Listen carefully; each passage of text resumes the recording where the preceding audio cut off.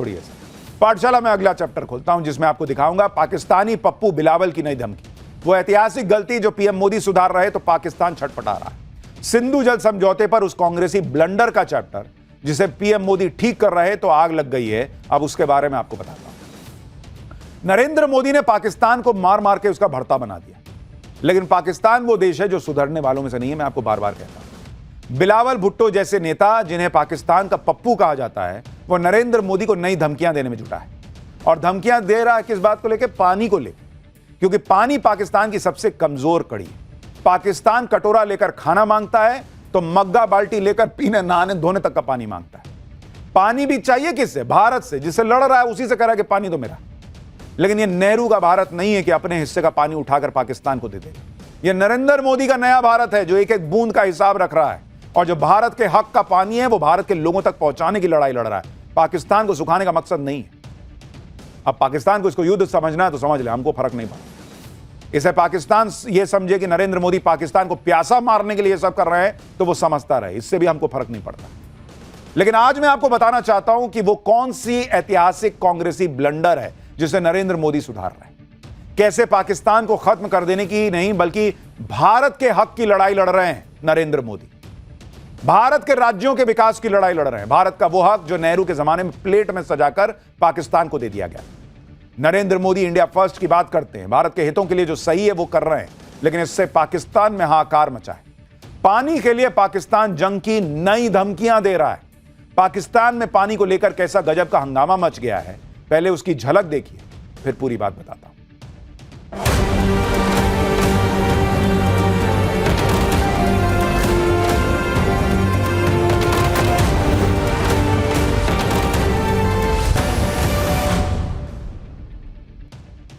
पानी को लेकर पाकिस्तान को जिस तरह से भारत का डर है और जिस तरह से अपनी बर्बादी की आशंका है, उससे पाकिस्तान बौखला गया है।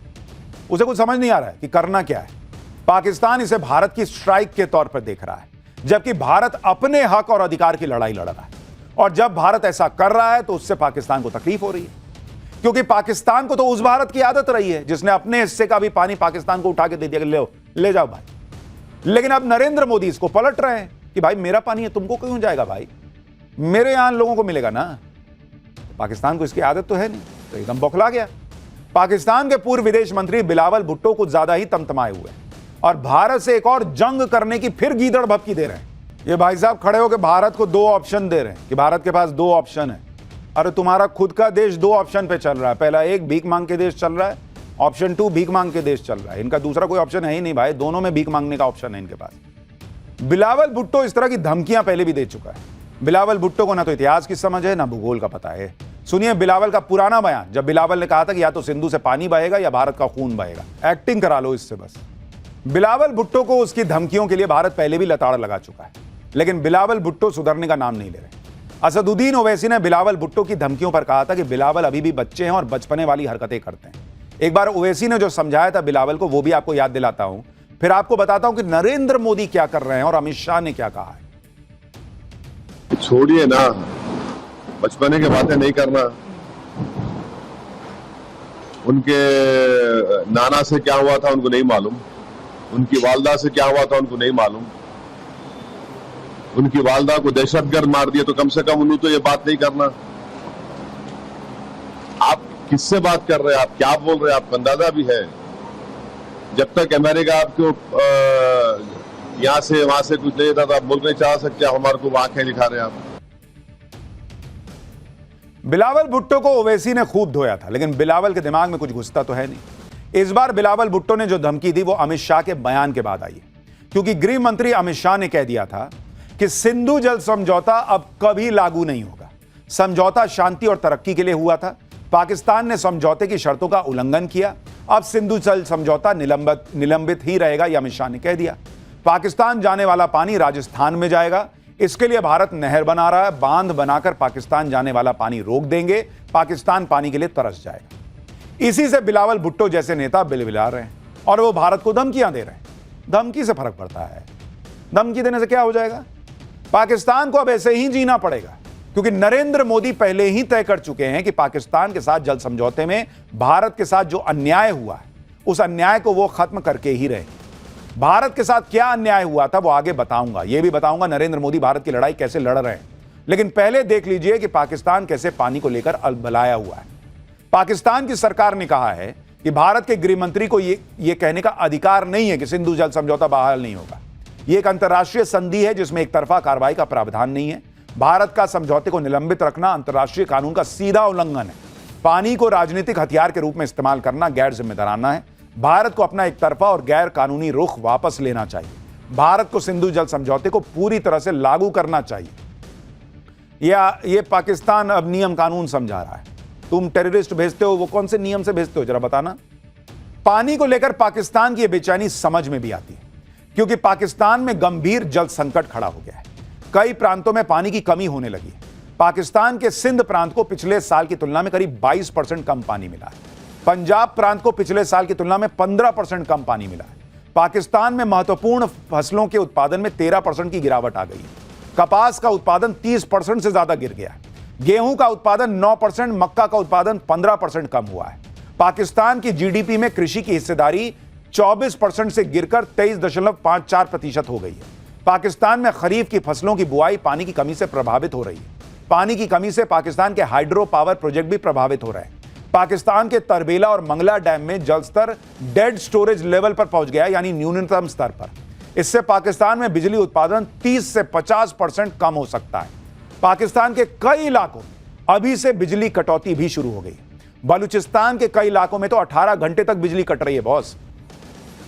पाकिस्तान की 80% खेती सिंधु जल समझौते पर निर्भर थी, जो अब पानी की कमी से प्रभावित हो रही। आप देखिए किस तरह से पाकिस्तान की नदियां सूख रही हैं। यह तस्वीर सियालकोट में चिनाब नदी की है, जिसमें साफ दिख रहा है कि इसका पानी पहले की तुलना में खत्म हो चुका है। पाकिस्तान की संसद में सिंधु जल समझौते और पानी की कमी को लेकर चर्चाएं हो रही हैं। पाकिस्तान के लोग जो हैं वो भूखे मर जाएंगे, इसकी बातें हो रही हैं। लेकिन गला सिर्फ पाकिस्तान का नहीं सूख रहा। हमारे देश में भी कुछ लोग हैं जो कहते हैं कि भाई सिंधु जल समझौता रद्द करके मोदी पाकिस्तान पर अन्याय कर रहा है, पाकिस्तान मर जाएगा। बॉस, ये पाकिस्तान को मारने की लड़ाई नहीं है। सच क्या है, यह आज आपको पाठशाला में समझना चाहिए कायदे से। हम आपको बताने जा रहे हैं कि नरेंद्र मोदी पाकिस्तान को पानी देने के उस कांग्रेसी ब्लंडर को सुधार रहे हैं, जिसे मोदी जो है ना सालों साल से देखते आए और मन में लेके बैठे थे कि इसको तो ठीक करूंगा। लेकिन आग तो लगी है, क्योंकि आप देखिए कि साल 1960 में हुए सिंधु जल समझौते में तब की नेहरू सरकार ने 80% पानी पाकिस्तान को सौंप दिया। साथ में पाकिस्तान को 83 करोड़ रुपया भी दिया। किस बात का बॉस? पानी ले जाओ, पैसा ले जाओ, क्या हवा में चल रहा है? और यह आज के टाइम में करीब 5,500 करोड़ रुपया बैठता है, जो उस समय पाकिस्तान को भारत ने दे दिया। इस समझौते के तहत पाकिस्तान को सालाना 13.5 करोड़ एकड़ फीट पानी मिलता है, जबकि भारत के पास मात्र 3 करोड़ एकड़ फीट पानी बचता है। इस समझौते के तहत 6 नदियों वाली सिंधु प्रणाली के पानी पर भारत का अधिकार सिर्फ सिंचाई और नदी प्रवाह पनबिजली परियोजनाओं तक सीमित था। पाकिस्तान को 3 पश्चिमी नदियों के पानी पर पूरा 100% अधिकार है, और भारत के पास जो 3 पूर्वी नदियां हैं उसके सिर्फ करीब 20% पानी पर ही सीमित अधिकार मिला है। यह क्या तमाशा है बॉस? और इसलिए आज तक जम्मू कश्मीर में वाटर स्टोरेज की व्यवस्था नहीं बन पाई। इससे जम्मू कश्मीर को सालाना 80 करोड़ रुपए के बिजली उत्पादन का नुकसान होता है। इस समझौते की वजह से ही अब तक भारत अपने डैम्स का सही से रखरखाव नहीं कर पाया, उसका नुकसान अलग है। सिंधु जल समझौते के समय कैसे भारत के हितों को नजरअंदाज किया गया, आज आपको जानना चाहिए। और नरेंद्र मोदी ये गलती सुधार रहे हैं। नरेंद्र मोदी कह रहे हैं कि भाई ये भारत का पानी है, तुमको क्यों जाएगा भाई? क्योंकि हमने ब्लंडर कर दिया तो तुम लेते रहोगे। ये बहुत ही हैरान कर देने वाली बातें हैं। आप देखिए क्या क्या हुआ है जिसको नरेंद्र मोदी सुधारने का प्रयास कर रहे हैं, और ये भारत की हक की लड़ाई वो लड़ रहे हैं। भाई, सिंधु जल समझौते के बारे में आपको बताता हूं। सिंधु बेसिन के किनारे की बात आपको बता रहा हूं। यहां पे खेती की कुल जमीन अगर आप देखेंगे, सिंधु बेसिन में खेती की कुल जमीन जो वहां पर मौजूद थी उस समय, वो थी 650 लाख एकड़। इतनी जमीन थी, ठीक है। ये सिंधु बेसिन की बात कर रहा हूं, जहां से ये पूरा पानी जाता है। पाकिस्तान के पास कितनी थी? पाक की जमीन इसमें से कितनी थी भाई? इसमें से 60%। ठीक है भाई, खेती की जमीन 60% पाकिस्तान के पास। भारत के पास कितनी थी? भारत के पास थी 40%। ठीक है। अब समझौता आपने क्या किया बॉस? पाकिस्तान को कितना पानी मिला? पाकिस्तान को आपने पानी उठा के दे दिया कि भाई समझौते के तहत पाकिस्तान को पानी आपने दे दिया 80% पाकिस्तान को पानी दे दिया। 3,461 एकड़ फीट पानी प्रति एकड़। और भारत को कितना पानी दिया आपने? 20%। ये कौन सा समझौता नेहरू कर रहे थे बॉस? मतलब पाकिस्तान की के पास जो खेती के लायक जमीन है और जो भारत के पास जमीन है उसमें डिफरेंस कितना है? मात्र 20% का। और जो दोनों को पानी मिल रहा है उसमें डिफरेंस कितना है? 60% का। कौन से हिसाब से कैलकुलेशन किए नेहरू बॉस? मात्र 20% ज्यादा जमीन पाकिस्तान के हिस्से में थी तो 3 गुना पानी ज्यादा उसको कौन बात कर दे दिए आप उठा के? यह नरेंद्र मोदी की तकलीफ है कि भारत का पानी, मेरा पानी कैसे चला गया पाकिस्तान को भाई? और इसलिए नरेंद्र मोदी यह कर रहा है। और पंडित नेहरू खुद जानते थे कि सिंधु जल समझौता भारत के हित में नहीं है और यह बात उनको बार बार समझाई गई थी। खुद कांग्रेस के सांसद उस वक्त समझा रहे थे और इस समझौते का विरोध कर रहे थे। नेहरू सुनने को तैयार नहीं। सिंधु जल समझौते को लेकर 30 नवंबर 1960 को लोकसभा में 2.5 घंटे के करीब बहस चली, चर्चा चली और इसमें कांग्रेस के ही कई सांसदों ने इस समझौते का विरोध किया। राजस्थान और पंजाब के कांग्रेस सांसदों ने सिंधु जल समझौते का मसौदा तक सदन में फाड़ दिया कि भाई राजस्थान का नुकसान होगा, पंजाब का नुकसान होगा, क्या कर रहे हैं आप नेहरू जी? कांग्रेस सांसदों का कहना था कि इस समझौते से पंजाब और राजस्थान में फसलों का उत्पादन बुरी तरह प्रभावित होगा। एक सांसद अशोक मेहता ने तो यहां तक कह दिया कि जिन लोगों को देश के हितों की रक्षा करनी चाहिए वही लोग देश को धोखा दे रहे हैं। जब सिंधु जल समझौते का विरोध हो रहा था तब नेहरू का यह मानना था कि यह संकीर्ण मानसिकता का विरोध है। उन्होंने जोर देकर कहा था कि लोग इस मामले की जटिलता को समझ नहीं पा रहे। लेकिन 3 महीने के अंदर ही 28 फरवरी 1961 को नेहरू ने खुद अपनी गलती को माना और कहा कि मुझे लगता था कि यह समझौता हमारे लिए अन्य परेशानियों पर समझौते का रास्ता खोलेगा, लेकिन हम जहां थे वहीं पर अटके हुए। तो आपको तो 3 महीने में समझ में आ गया कि पाकिस्तान भरोसे के लायक नहीं है, पाकिस्तान सुधर नहीं सकता, पाकिस्तान समझ नहीं सकता। आपके कांग्रेस के सांसद नेहरू को समझाते रह गए कि बॉस ये गलत कर रहा है, नहीं सुने। प्लेट में उठा के भारत के हक का पानी दे दिया कि लो ले जाओ भाई। 3 महीने में आपको तो समझ में आ गया कि गलती हो गई, लेकिन वो सुधारे क्यों नहीं गलती? वो सुधारने के लिए कोई नरेंद्र मोदी लग रहा है और नैरेटिव ये बन रहा है कि नरेंद्र मोदी पाकिस्तान का पानी ले रहा है। पाकिस्तान का पानी नहीं ले रहे हैं बॉस, हमारा पानी है जो किसी ने उठा के दे दिया था। प्रधानमंत्री नरेंद्र मोदी कई बार कह चुके हैं कि सिंधु जल समझौता करके भारत के हक का पानी पाकिस्तान को देने का इंतजाम किया गया था। यह नेहरू का ब्लंडर था। आप सुनिए पीएम मोदी ने सिंधु जल समझौते को रद्द करने की वजह क्या बताई थी। देश को कैसे बर्बाद किया गया है। 1960 में जो इंडस वाटर ट्रीटी हुई है, अगर उसकी बारीकी में जाएंगे तो आप चौंक जाएंगे। यहां तक तय हुआ है उसमें कि जो जम्मू कश्मीर की अन्य नदियों पर डैम बने हैं, उन डैम का सफाई का काम नहीं किया जाएगा, डिसिल्टिंग नहीं किया जाएगा, सफाई के लिए जो नीचे की तरफ गेट है वो नहीं खोले जाएंगे। 60 साल तक ये गेट नहीं खोले गए और जिसमें 100% पानी भरना चाहिए था, धीरे धीरे इसकी कैपेसिटी कम हो गई, 2%, 3% रह गया। क्या मेरे देशवासियों को पानी पर अधिकार नहीं है क्या? पाकिस्तान भारत का खून बहाता रहा और भारत के हक का पानी भी लेता रहा, लेकिन पहले की सरकारों में इसे रोका नहीं गया। नरेंद्र मोदी ये काम कर रहे हैं और भारत के हक के पानी के लिए लड़ रहे हैं और वो ये काम आज से नहीं कई साल पहले से कर रहे हैं। जैसे पहला एक्शन साल 2016 में उरी टेरर अटैक के बाद नरेंद्र मोदी ने सिंधु जल समझौता रद्द करने की चेतावनी दी थी और वर्ल्ड बैंक को तभी आगाह कर दिया था कि अगर पाकिस्तान ने अपनी जमीन से आतंकवादी गतिविधियों को नहीं रोका तो भारत सिंधु जल समझौता तोड़ देगा। यानी भारत के हक की लड़ाई का बेस बना दिया था। प्रधानमंत्री मोदी ने सिंधु जल समझौते को रद्द करने के लिए टास्क फोर्स का गठन भी कर दिया था। दूसरा एक्शन साल 2019 पुलवामा टेरर अटैक के बाद सिंधु जल समझौते पर वर्किंग ग्रुप बनाया गया। रावी नदी से भारत के हक के पूरे पानी के इस्तेमाल के लिए 3 विकास परियोजनाओं का ऐलान किया गया। तीसरा एक्शन साल 2023 भारत के किशनगंगा और रातले हाइड्रो इलेक्ट्रिक प्रोजेक्ट के खिलाफ पाकिस्तान कोर्ट ऑफ आर्बिट्रेशन पहुंच गया। इसके विरोध में मोदी सरकार ने आधिकारिक तौर पर सिंधु जल समझौते में बदलाव करने की मांग कर दी और कह दिया कि एक तरफा समझौता नहीं चलेगा।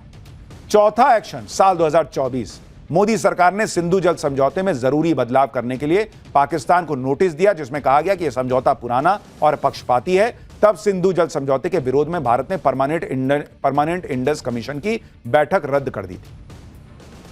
यानी रातों रात नरेंद्र मोदी उठे और कुछ कर दिया वाला हिसाब नहीं है।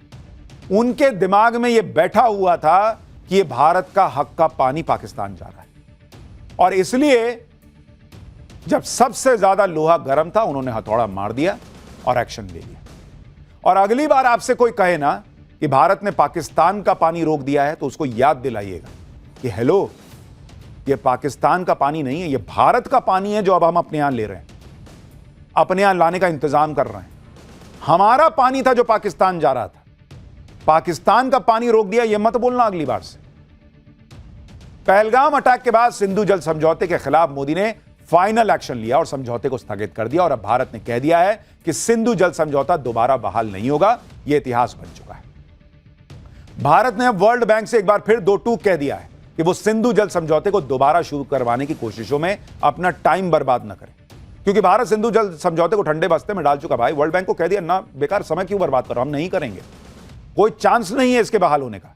भारत ने वर्ल्ड बैंक को चिट्ठी लिखकर कहा है कि अब सिंधु जल समझौते से जुड़े किसी विवाद की सुनवाई करने की जरूरत नहीं है, क्योंकि भारत अब यह समझौता नहीं मानता। भाई, क्यों पड़े वो चक्कर में। भारत ने वर्ल्ड बैंक को कहा है कि वो पाकिस्तान की शिकायत पर जम्मू कश्मीर में किशन गंगा और रतले जल विद्युत परियोजनाओं पर जो सुनवाई कर रहा है उसे रोक दे। दरअसल भारत की इन दोनों जल विद्युत परियोजनाओं को लेकर वर्ल्ड बैंक सुनवाई कर रहा है, और भारत की इन परियोजनाओं का डिजाइन समझौते का पालन करता है या नहीं, ये देख रहा है। लेकिन भारत वर्ल्ड बैंक को समझा रहा है कि तुम बेकार कर रहे हो यार, हम नहीं सुनने वाले, हम नहीं मानने वाले अब इसको। वर्ल्ड बैंक को भारत ने साफ कह दिया है कि जब सिंधु जल समझौता ही नहीं रहा तो सुनवाई करने का कोई मतलब भी नहीं। अब भारत वही करेगा जो उसके हक में होगा, और अपने हक का पानी इस्तेमाल करने से भारत को अब कोई नहीं रोक सकता। मोदी सरकार ने सिंधु जल समझौता खत्म करके बता दिया है कि जो नाइंसाफी नेहरू ने भारत के साथ होने दी थी वो अब नहीं चलेगी। भारत अब अपने हक का पूरा पानी लेकर रहेगा, और इसके लिए मोदी सरकार ने फॉरवर्ड प्लानिंग भी की है।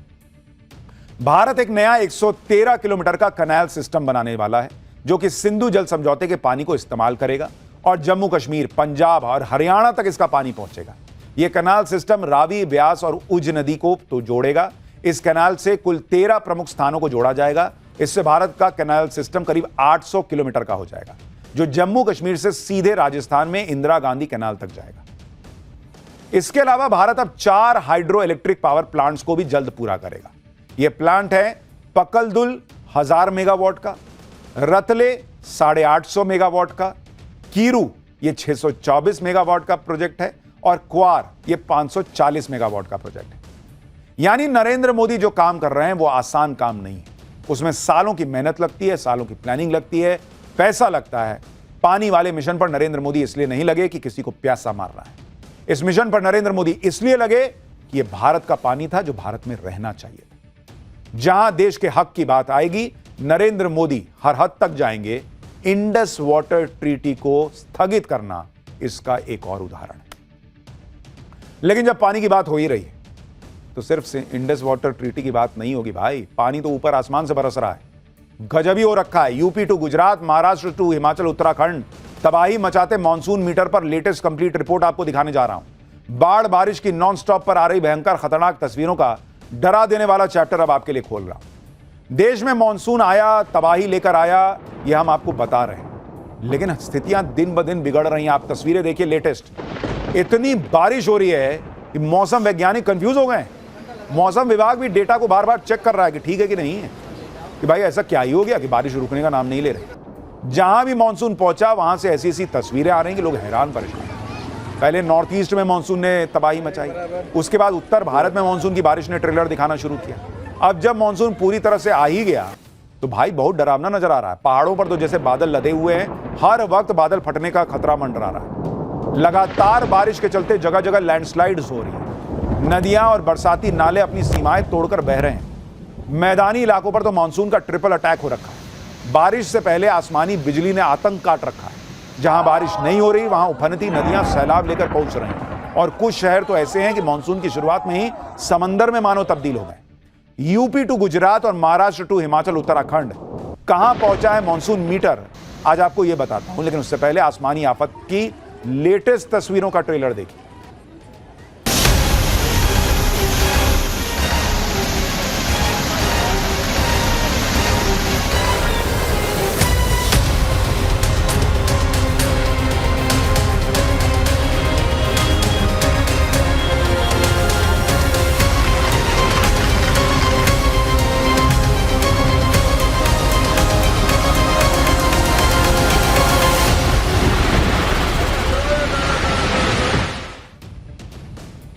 मौसम विभाग ने पहले ही कह दिया था कि इस बार मॉनसून जोरदार रहेगा, लेकिन इतनी भयानक बारिश होगी इसका अंदाजा आम लोगों को नहीं था। खासकर गुजरात के लोगों ने नहीं सोचा था कि मॉनसून में ऐसा हाल हो जाएगा कि सड़क और नदी में अंतर करना मुश्किल हो जाए। ये तस्वीरें सूरत शहर की हैं, जहां 24 घंटे तक हुई बारिश के बाद शहर अब शहर नहीं बचा, बल्कि समंदर हो गया है। कई इलाकों में बाढ़ जैसे हालात हो गए। एक दिन में 10 इंच बारिश के बाद 2006 की यादें ताजा हो गई, जब सूरत में बाढ़ आई। तब सूरत का 80% से ज्यादा इलाका डूब गया। अभी भी ऐसे ही कुछ हालात लग रहे हैं, कोई जगह ऐसी नहीं जहां पानी ना भरा दिख रहा। सूरत में सड़क पर खड़ी गाड़ियों का हाल आप देखिएगा तो हैरान रह जाएगा। पानी में पूरी तरह से गाड़ियां डूब गई हैं, लोग कमर कमर भर पानी में चल रहे हैं, कहीं घुटने भर पानी है।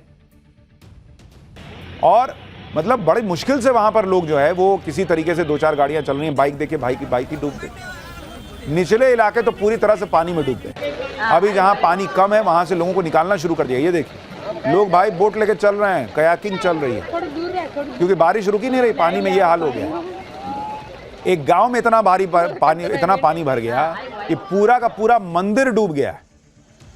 ये तस्वीर देखिए, मंदिर डूब गया। लोग मंदिर की छत पे बैठे, भाई इतना सा मंदिर नहीं है। रेस्क्यू का इंतजार कर रहे हैं, कुछ लोग स्विमिंग कर रहे हैं। गर्दन से ऊपर का पानी है, जिसमें घर, मकान, दुकान सब डूब गए। रेस्क्यू टीम पूरे सूरत में जगह जगह पहुंच रही है। महिलाओं को, बच्चों को पहले रेस्क्यू कर रही है। रेस्क्यू के लिए महिलाओं को भी तैनात किया गया है। आसानी से रेस्क्यू किया जा सके, इसके लिए महिलाएं भी लगाई गई हैं टीम में। सूरत में इतना पानी बरस रहा है कि हादसे की भी आशंका बनी हुई है। वहां पर आप देखिए कि बारिश के कारण एक सोसाइटी की बाउंड्री वॉल देखिए कैसे गिर गई। पहले तो दीवार एक तरफ झुक गई, जिसके बाद आसपास के लोगों को हटा दिया गया, और उसके बाद दीवार पानी में, ये देखिए कैसे पूरी बाउंड्री वॉल गिर गई। गुजरात के ही दाहोद से भी तस्वीरें आई हैं। ये देखिए, 24 घंटे से हो रही बारिश के बाद शहर के निचले हिस्सों में पानी भरना शुरू हो गया है। दूधमती नदी का पानी उफान पर है और शहर की तरफ बढ़ रहा है, जबकि अभी भी दाहोद के निचले इलाकों में पानी भरा हुआ है। लोग घुटनों तक भरे पानी में आने जाने को मजबूर हैं। ज्यादातर घर और दुकानें पानी से लबालब है। इस बीच एक शख्स जब उफनते पानी को पार कर रहा था तो बीच में ही फंस गया। ये देखिए, वो भाई फंस गया तो दीवार से जाकर सट गया। किसी तरह तो रहेंगे। इसके बाद कुछ लोग रस्सी लेके आए, उसको कह के आओ इधर आओ, बाहर निकलो। गुजरात ही नहीं, उत्तर प्रदेश में भी जून में बारिश का 50 साल का रिकॉर्ड टूट गया। औसत बारिश के मुकाबले इस साल 25% ज्यादा बरसात यूपी में हुई, जिसकी तस्वीरें आने शुरू हो गई हैं। सहारनपुर देखिए, ये देख रहे हैं सहारनपुर नदी का रौद्र रूप दिख रहा है। ये शाकंभरी नदी है, जिसमें इतना पानी आ गया कि घाटों को तोड़ते हुए नदी का पानी घरों में घुस गया। दरअसल बारिश सहारनपुर में नहीं हो रही है, ये पानी जो है वो शिवालिक की पहाड़ियों से आ रहा है, जहां लगातार बारिश के बाद नदी में उफान आ गया। शाकंभरी नदी के विकराल रूप लेने के बाद सिद्धपीठ मां शाकंभरी देवी तक जाने वाला पुल पूरी तरह से पानी में डूब गया है। इलाके में खतरनाक स्तर तक पानी भर गया है, जिसके बाद किसी हादसे की आशंका को देखते हुए सिद्धपीठ मां शाकंभरी देवी मंदिर में दर्शनों पर रोक लगा दी गई। मुसीबत अभी इसलिए नहीं टली है क्योंकि बारिश का दौर जारी है और नदी का पानी किनारों को तोड़ता हुआ शहर की तरफ बढ़ रहा है। गुजरात और उत्तर प्रदेश जैसे हालात राजस्थान के 12 जिले में भी बने हुए हैं। पार्वती नदी का जलस्तर बढ़ता जा रहा है, लगातार बारिश हो रही है, जिससे लोगों की मुसीबत बढ़ रही है। बाढ़ के पानी में कई गांव पूरी तरह डूब गए। ऐसा लग रहा है जैसे इस बार की बाढ़ जो है वो पूरे इलाके को बहा कर ले जाएगी, ऐसा लग रहा है। भाई गांव लग रहा है टापू है, लोग अपने गांव में फंस गए। एनडीआरएफ की टीम जो गई है मदद के लिए, वो 80 लोगों को सुरक्षित जगह पर अभी तक पहुंचा चुकी है। बाढ़ से मवेशी, पालतू जानवरों पर भी आफत टूटी है। सैकड़ों मवेशी फंसे हुए हैं। हालांकि रेस्क्यू टीम मवेशियों को भी सुरक्षित जगहों पर पहुंचा रही है। अभी तक 2500 से ज्यादा मवेशियों का भी रेस्क्यू किया गया।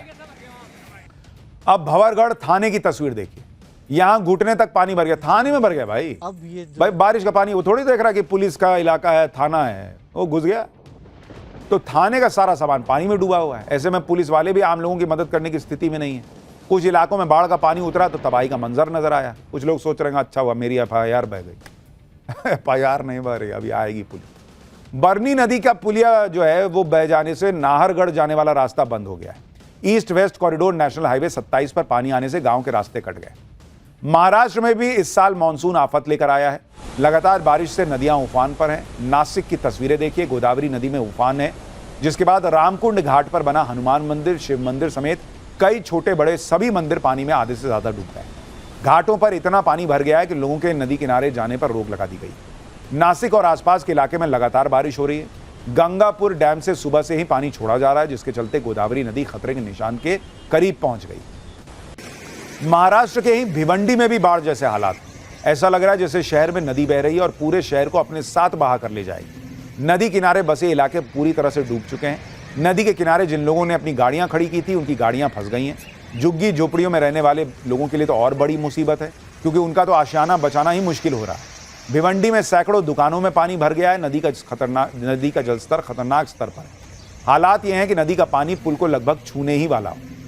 मैदान पर नदियों का रौद्र रूप देखने को मिल रहा है, तो पहाड़ों पर लैंडस्लाइड वाली मुसीबत है। उत्तराखंड के बागेश्वर से आई लैंडस्लाइड की दिल दहला देने वाली तस्वीर देखी। सड़क के दोनों तरफ गाड़ियां खड़ी हैं, तभी पहाड़ का एक हिस्सा जो है वो दरक कर नीचे गिरता है। लैंडस्लाइड इतना जबरदस्त था कि सड़क को अपने साथ लेकर खाई में चला गया। लैंडस्लाइड के बाद ये सड़क पूरी तरह से बंद हो गई। एक तरफ 2 जेसीबी भी खड़ी है, लेकिन जिस तरह से लैंडस्लाइड हुआ उसके बाद तो रास्ता खुलने में अभी काफी वक्त लगेगा। तो भाई ये बाढ़ बारिश जो है वो रुकने का नाम नहीं ले रही, लेकिन हमको तो रुकना पड़ेगा। एक थोड़ा सा ब्रेक ले लेते हैं।